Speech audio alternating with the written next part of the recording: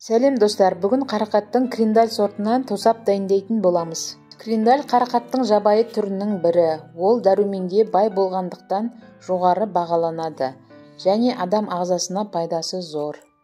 Қайнатпай жасайтын болсақ, барлық дәрумендері өз бойында қалады. Алдымен керекті қарақатымызды ағын сумен 5-6 рет жақсылап жуып аламыз.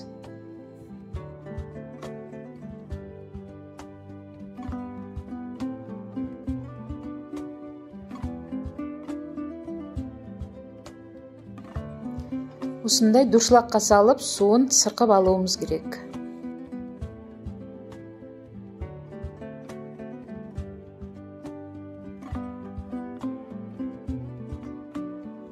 минуттай сырқып, суын құрғатып аламыз.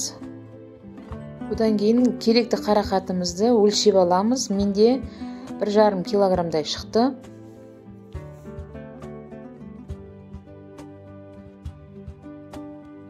Енді блендердің немесе ет тартқыштың көмегімен езіп аламыз.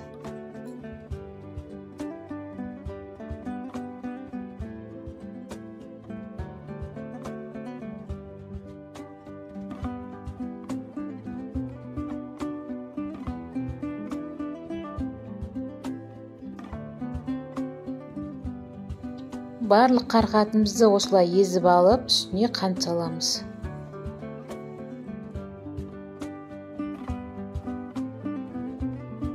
Қантты бірінші өлшеп аламыз. 1 килограмм қарақатқа 1,200 грамм қант саламыз. Яғни 200 грамм асырып саламыз. Қантты 2-ге бөліп саламыз. Бір бөлігін салып, жақсылап араластырып алып,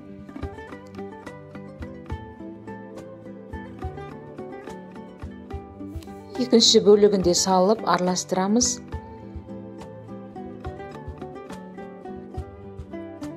Араластырып болып, бетін жауып, бір түнге, яғни 7-8 сағатқа қанты ерігенше салқын жерге қоямыз.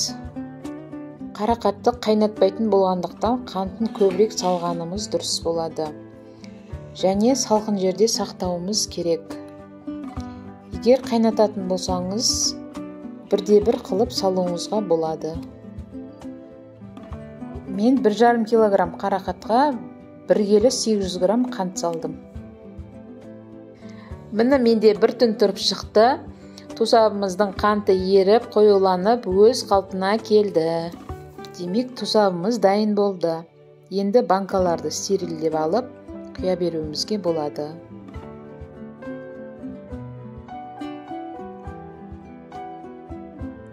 Стерильденген банкаларға құйып, қақпағын жауып, салқын жерде сақтауымыз керек. Қарақаттың жемістік қасиетімен қоса дәрілік ерекшелігі де бар. Дәрі жасау үшін жемісінен бөлек жапырағы мен жас бұтақтарында пайдаланады. Өте пайдалы жеміс. Достар, рецептің құрамын сипаттама бөлімінен көре аласыздар. Қалауларыңыз бойынша көбейтіп жасауларыңызға болады.